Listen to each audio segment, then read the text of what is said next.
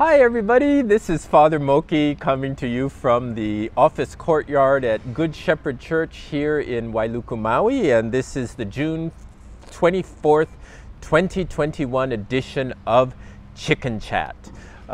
We are here without chickens, but typically after I say hi everybody, the chickens around here now know that that's the signal to come if they're within auditory range. And what is this? It says 4 chickens, and I think somebody spread some on the lawn. Who put this on my chair and where did it come from? Inquiring minds want to know.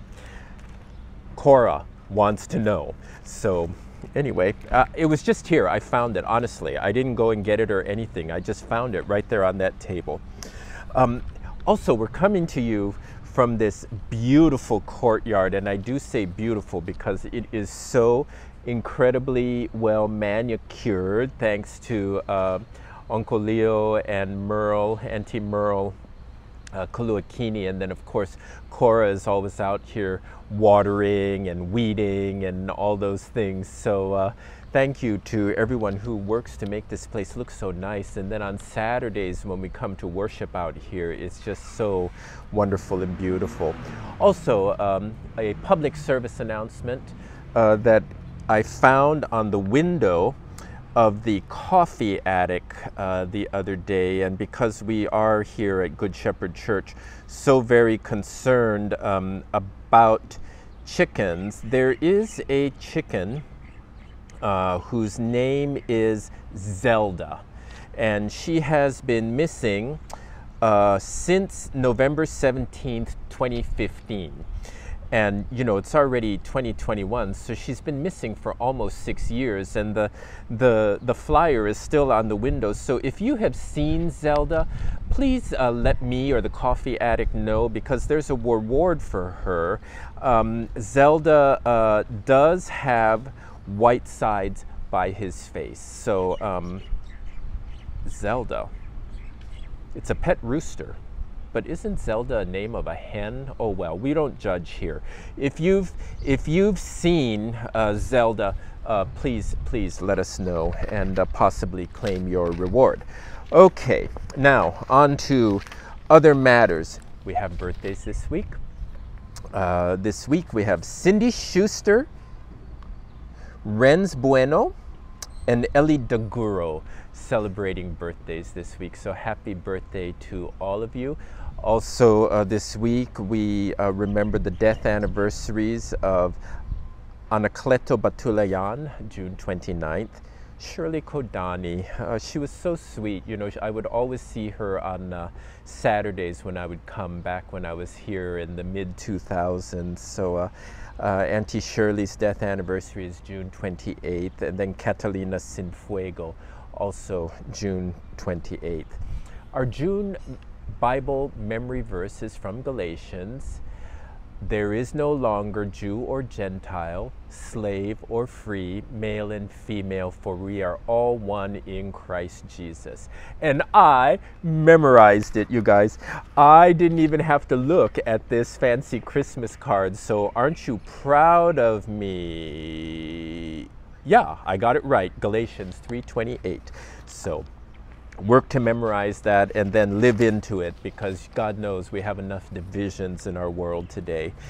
At this time, I would like to ask us all to please pause and remember all of the people on our pastoral care prayer list. Let us pray.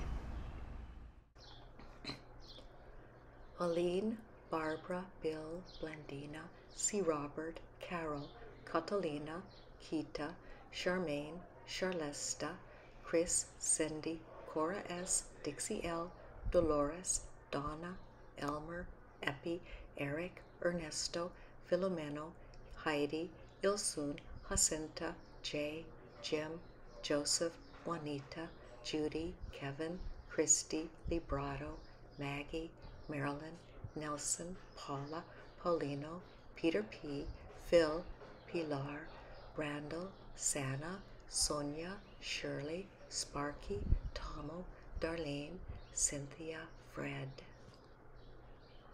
May there always be work for your hands to do. May your purse always hold a coin or two. May the sun always shine upon your window pane.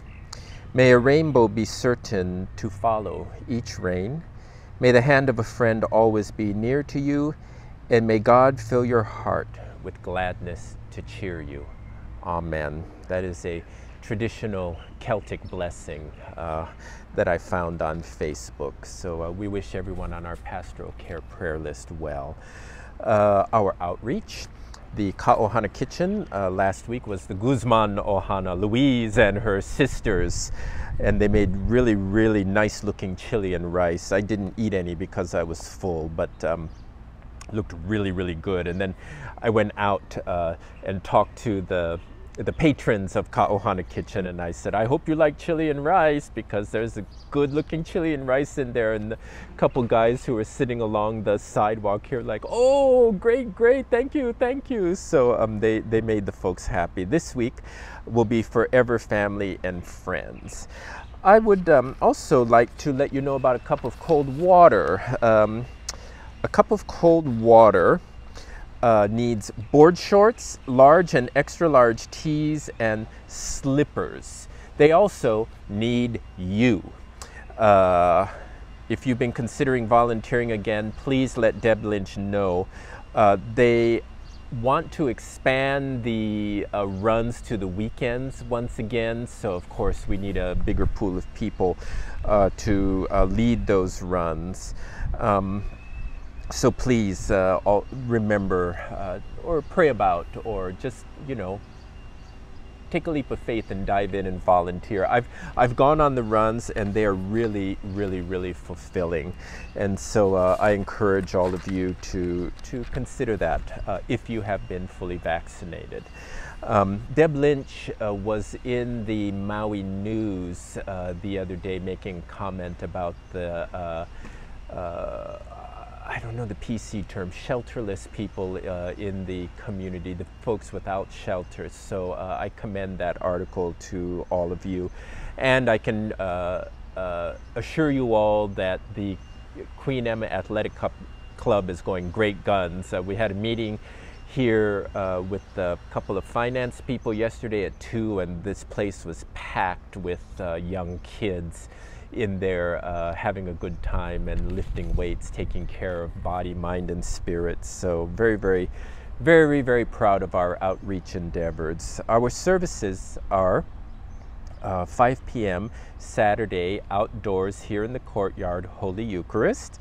Sunday, 7 a.m., a virtual service that launches on Facebook and YouTube at 7 a.m.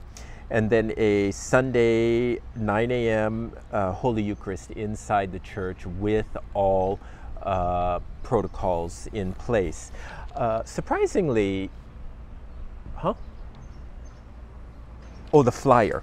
I was just going to talk about the flyer, but Vanna had to remind me. So we we did send out this flyer because, and it's got all the services, but I've been spending a lot of time over the past 10 or so days at graduation parties, Father's Day parties, birthday parties, and a lot of folk have been asking me, are we back in the church yet? Or when are we going to go back in the church? And, you know, we've been back inside since Pentecost. So I think those who don't have the benefit of chicken chat are still wondering. So we did create a flyer that was emailed and snail mailed to different people in the congregation. So I hope that people will come back. Also, I got a postcard in the mail the other day, and it's announcing that the dates of the diocesan convention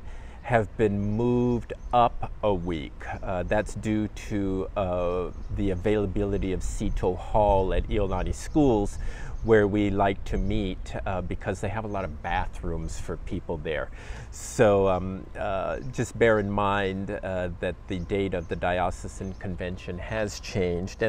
And when it's happening, please pray for all of us who are at convention, because we do make critical decisions and cast critical votes for the running of the Diocese of Hawaii. So please keep that in your prayers when the time comes.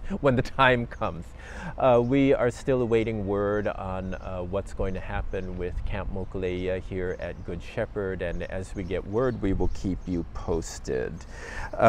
There is a vaccination clinic at Biniat Hani this coming Saturday, June 26th. We'll flash up more information for you, but if you haven't been vaccinated yet, please take advantage of that and go down there and do that.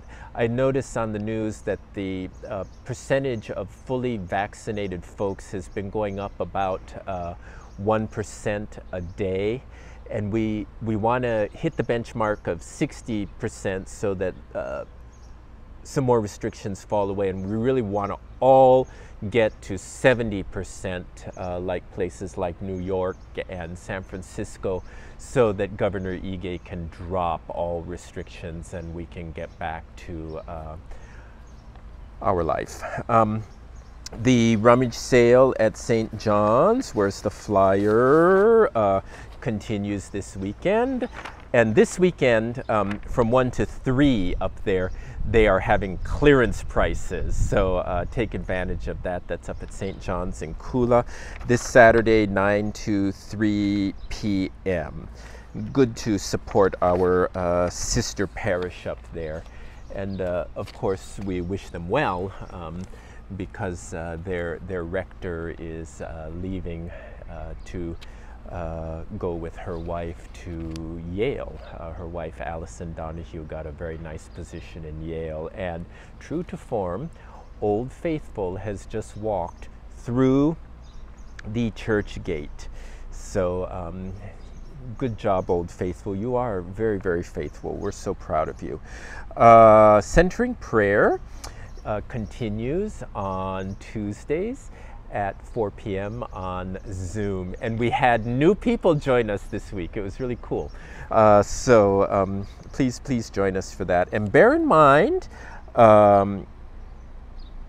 folks, that next week, I'm not going to say much, but next week we have a very special chicken chat for all of you. So please be sure to tune in and tell all your friends about the special chicken chat next week. And somebody please let Erin Wade at the county know, since she seems to be a chicken chat fan also.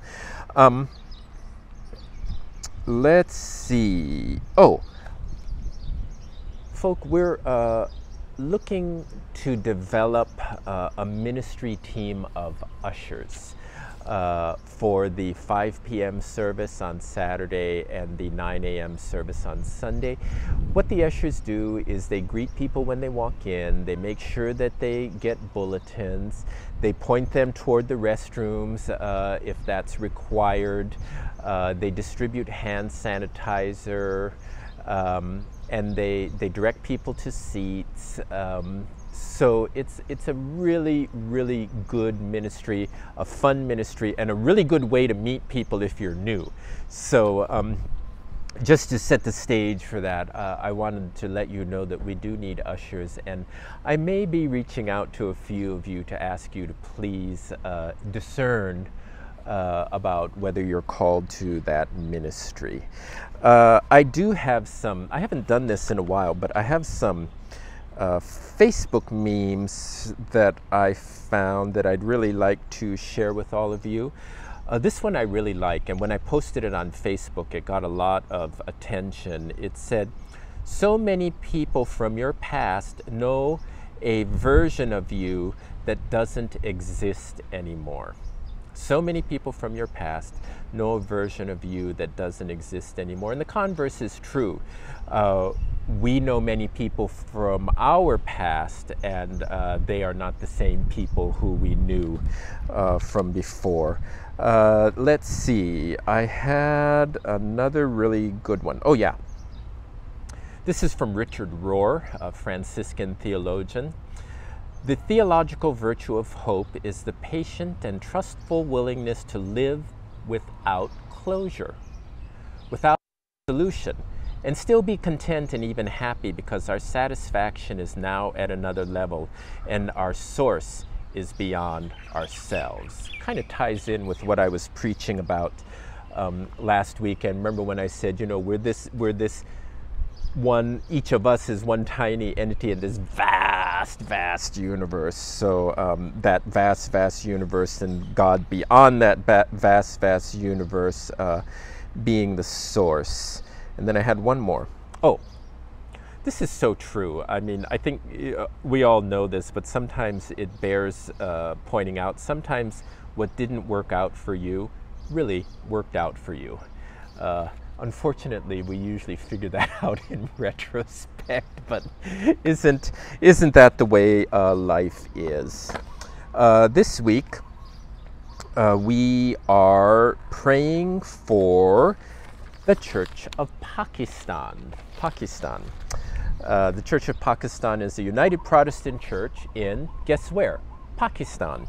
And it's part of the Anglican Communion and a member of the World Communion of Reformed Churches and the World Methodist Council. Very similar to the Church of Northern India that we spoke about last week. So we will be praying for the Church of Pakistan this week. And then we have a whole slew of saints. The first one being Cornelius Hill, priest and chief among the Oneida. And he was the last hereditary chief of the Oneida Nation, and he worked to preserve his people's lands and rights after various treaties with the United States was executed.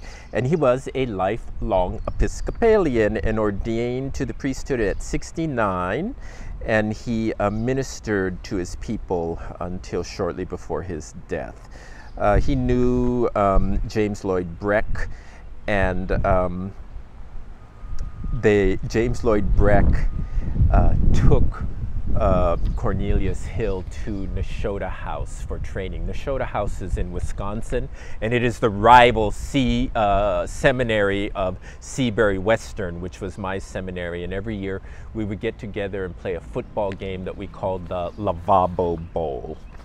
So that is Cornelius Hill.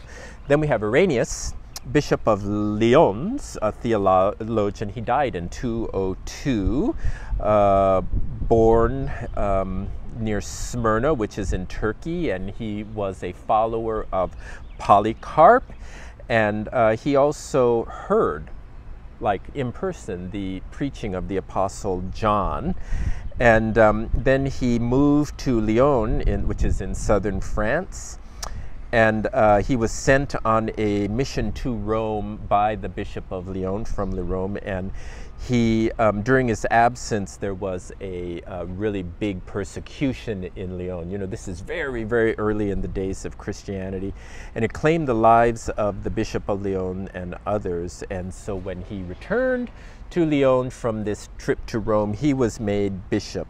And he is an important link between the Western Church and the Eastern Church, because he was born in Turkey and grew up there, but did his ministry in France and what is now Italy. So that's Irenaeus. Peter and Paul. I mean, hello, Peter and Paul. They're apostles and martyrs. The write-up says that there is no recording of their actual martyrdom, but Paul, having been a Roman citizen, was probably beheaded, and Peter is said to have been crucified upside down on the cross because he did not feel himself worthy to die in the same manner as his Lord, who was Jesus. When Peter died after they crucified him, his body was placed on a hill called the Vatican. And so the Vatican and St. Peter's Basilica is said to be built over the tomb of Peter. And National Geographic or someone like that went in, and they think that they have found the actual bones. Paul's resting place, I don't know where that is, but it's interesting that they're put together because Paul was about reaching out to the Gentiles and Peter was about reaching out to the Jews. So they had some disagreement, but thank goodness they were both able to do what they were able to do. And today we have 2.2 billion followers of Christ. Then, so that's Peter and Paul. Then there is a priest named Paula Murray. She was very, very active in the American Civil Rights Movement. She's a lawyer and an author, and she became the first black woman to be ordained as an Episcopal priest, and among the first group of women to become priests in the Episcopal Church. Remember in the 70s, I think it was, there was the Philadelphia 9/7, something like that. So evidently Paula Murray was part of that group. Harriet Beecher Stowe. We remember Harriet Beecher Stowe this week in our prayers, a writer and prophetic witness. She wrote Uncle Tom's Cabin, which depicted the life of slaves in the United States. And she was very influential in making a political issue out of slavery in the 1800s. So that's Harriet Beecher Stowe. Then we have a desert father and martyr called Moses the Black, also known as the Ethiopian or the Strong. And he was a slave of a government official in Egypt, and the government official dismissed him from slavery for theft and suspected murder. Probably wanted to get him out of his house. And he became the leader, I like this guy. He became the leader of a gang of bandits who roamed the Nile Valley, spreading terror and violence. And then he had to hide from the local authorities. This guy reminds me of like Luther Makekau back on the Big Island. Watch Eddie and Myrna Kamai's video of Luther Makekau. And Luther Makekau, they used to call it, he was a cattle rustler. And they say his name was Makekau because he used to make Make the cow, Luther Makekau. But anyway, back to Moses the Black. So he's around the Nile Valley spreading terror and violence and all this. And so then he's hiding, and he hid out in a monastery with some monks. And evidently they converted him. And he became a Christian, was baptized, and he joined this monastic community. So you see, you guys, there's hope for everybody. I mean, so I always say, let's not take one segment of people's lives and judge the entirety of their lives on that one segment, because God forbid somebody would judge me just on one segment of my life, especially when I was in my 20s. Enough said. Then we have prophetic witnesses. These guys were key figures in the social gospel movement of the United States. Walter Rauschenbusch, Washington Gladden, and Jacob Riis. There we go. Those are the people for whom we are going to be praying this weekend in church. And let's see. Have I covered everything, ladies and gentlemen? Yes, I have. Now, for the chicken of the week. Last week, we had a chicken of the week called Old Faithful. Old Faithful is the only chicken here right now.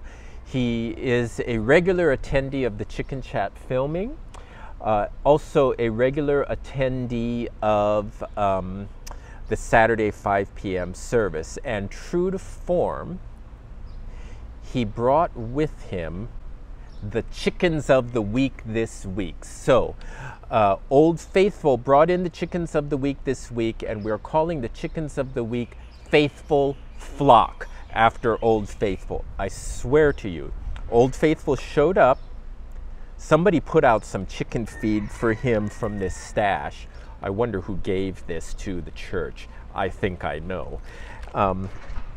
And then about 6 or 7 chickens came right through the gate and followed him. So Faithful Flock followed Old Faithful. So the chickens of the week this week are Faithful Flock. Thank you so much, everybody. We will see you next week for a very special edition of Chicken Chat. Be sure to tune in. Take care, and we'll see you next week. Bye now.